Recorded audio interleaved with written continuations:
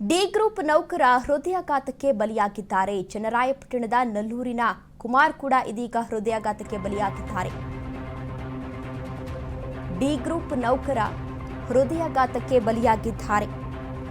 ಚನ್ನರಾಯಪಟ್ಟಣದ ನಲ್ಲೂರಿನ ಕುಮಾರ್ ಎಂಬಾತ ಸಾವನ್ನಪ್ಪಿದ್ದಾರೆ. ರಾತ್ರಿ ಮಲಗಿದ್ದಾಗ ಎದೆನೋವು ಕಾಣಿಸಿಕೊಂಡಿದೆ.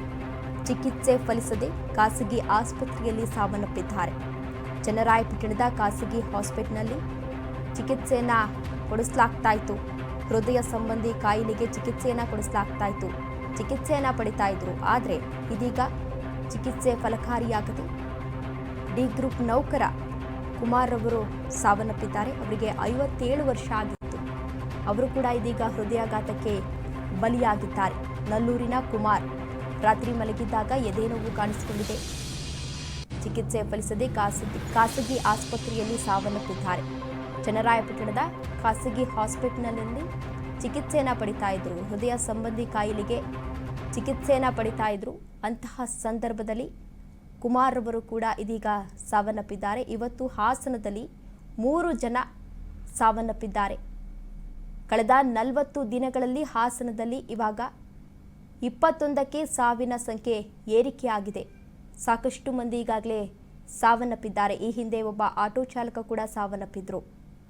ಜೊತೆಗೆ ಇಂಜಿನಿಯರ್ ಓದ್ತಿದ್ದ ವಿದ್ಯಾರ್ಥಿ ಕೂಡ ಸಾವನ್ನಪ್ಪಿದ್ರು. ಹೊಳೆನರಸೀಪುರ, ಚನ್ನರಾಯಪಟ್ಟಣ ಹೀಗೆ ಸಾಕಷ್ಟು ಕಡೆಗಳಲ್ಲಿ ಈಗ ಸಾವನ್ನಪ್ಪಿದ್ದಾರೆ. ಇಷ್ಟು ದಿನಗಳ ಕಾಲ 20ರಿಂದ 50 ವರ್ಷ ಒಳಗಿನ ಜನರು ಸಾವನ್ನಪ್ಪುತ್ತಿದ್ದಾರೆ ಎನ್ನಲಾಗ್ತಿತ್ತು. ಇದೀಗ 57 ವರ್ಷದ ಕುಮಾರ್ ಕೂಡ ಡಿ ಗ್ರೂಪ್ ನೌಕರ ಕುಮಾರ್ ಕೂಡ ಇದೀಗ ಸಾವನ್ನಪ್ಪಿದ್ದಾರೆ. ಎದೆನೋವು ಕಾಣಿಸಿಕೊಂಡಿದೆ. ತಕ್ಷಣ ಅವರನ್ನು ಖಾಸಗಿ ಆಸ್ಪತ್ರೆಗೆ ದಾಖಲಿಸಿ ಚಿಕಿತ್ಸೆಯನ್ನು ಕೊಡಿಸಲಾಗ್ತಾ ಇತ್ತು. ಆದರೆ ಚಿಕಿತ್ಸೆ ಫಲಕಾರಿಯಾಗದೆ ಸಾವನ್ನಪ್ಪಿದ್ದಾರೆ.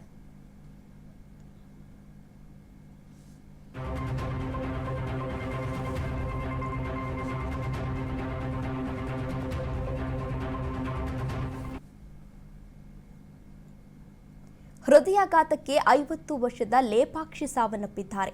ಹಾಸನ ಜಿಲ್ಲೆ ಬೇಲೂರಿನ ಜೆಪಿ ನಗರದ ನಿವಾಸಿ ಈಕೆ ಕೂಡ ಹೃದಯಾಘಾತಕ್ಕೆ ಬಲಿಯಾಗಿದ್ದಾರೆ. ಹೃದಯಾಘಾತಕ್ಕೆ 50 ವರ್ಷದ ಲೇಪಾಕ್ಷಿ ಸಾವನ್ನಪ್ಪಿದ್ದಾರೆ. ಹಾಸನ ಜಿಲ್ಲೆ ಬೇಲೂರಿನ ಜೆಪಿ ನಗರ ನಿವಾಸಿ. ಬೆಳಿಗ್ಗೆ ಸುಸ್ತು ಅಂತ ಕುಸಿದು ಬಿದ್ದಿದ್ಲು ಮಹಿಳೆ. ಲೇಪಾಕ್ಷಿಯನ್ನ ಆಸ್ಪತ್ರೆಗೆ ದಾಖಲಿಸಿದ್ರು ಅವರ ಪತಿ. ಹೃದಯಾಘಾತದಿಂದ ಸಾವು ಅಂತ ದೃಢಪಟ್ಟಿದೆ.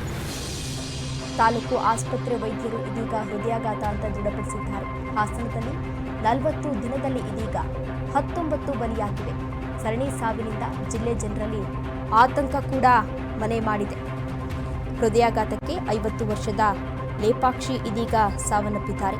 ಹಾಸನದಲ್ಲಿ ಹೃದಯಾಘಾತದಿಂದ ಮರಣ ಮೃದಂಗ ಇದೀಗ ಮುಂದುವರೆದಿದ್ದು, ಕಳೆದ 40 ದಿನಗಳಲ್ಲಿ ಇದುವರೆಗೆ 19 ಜನರು ಹೃದಯಾಘಾತದಿಂದ ಸಾವನ್ನಪ್ಪಿದ್ದಾರೆ. ಇದೀಗ ಹಾಸನ ಜಿಲ್ಲೆಯ ಬೇಲೂರು ತಾಲೂಕಿನಲ್ಲಿ ಮಹಿಳೆಯೊಬ್ಬರು ಮನೆಯಲ್ಲಿಯೇ ಕುಸಿದು ಬಿದ್ದಿದ್ದಾರೆ. ಅಂತಹ ಸಂದರ್ಭದಲ್ಲಿ ಅವರನ್ನ ಆಸ್ಪತ್ರೆಗೆ ದಾಖಲಿಸಿ ಚಿಕಿತ್ಸೆಯನ್ನು ಕೂಡ ಕೊಡಿಸಲಾಗ್ತಾ ಇತ್ತು. ಆದರೆ ಅವರು ಈಗ ಸಾವನ್ನಪ್ಪಿದ್ದಾರೆ. ಡಾಕ್ಟರ್ ಹೃದಯಾಘಾತದಿಂದ ಸಾವನ್ನಪ್ಪಿದ್ದಾರೆ ಎಂದು ದೃಢಪಡಿಸಿದ್ದಾರೆ. ಒಟ್ಟು ಇದೀಗ 40 ದಿನದಲ್ಲಿ 19 ಜನ ಹಾಸನದಲ್ಲಿ ಸಾವನ್ನಪ್ಪಿದ್ದಾರೆ.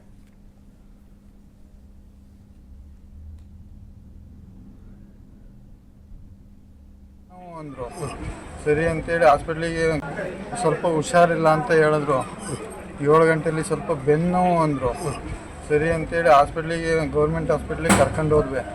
ಕರ್ಕೊಂಡು ಹೋದರೆ ಒಂದು 7:15 ಆಗಿತ್ತು ಇಲ್ಲಿಂದ ಹೋದಾಗ. ಅಷ್ಟೇ 8 ಗಂಟೆ ಅಷ್ಟರಲ್ಲಿ ವಾಶ್ರೂಮ್ಗೆ ಹೋಗ್ಬೇಕು ಅಂದರು. ಅಲ್ಲಿಂದ ಕರ್ಕೊಂಡು ಹೋದು ನಾನು ನನ್ನ ಮಗಳು ಕೂರಿಸ್ಕೊಂಡ್ವಿ ವಾಶ್ರೂಮಿಗೆ.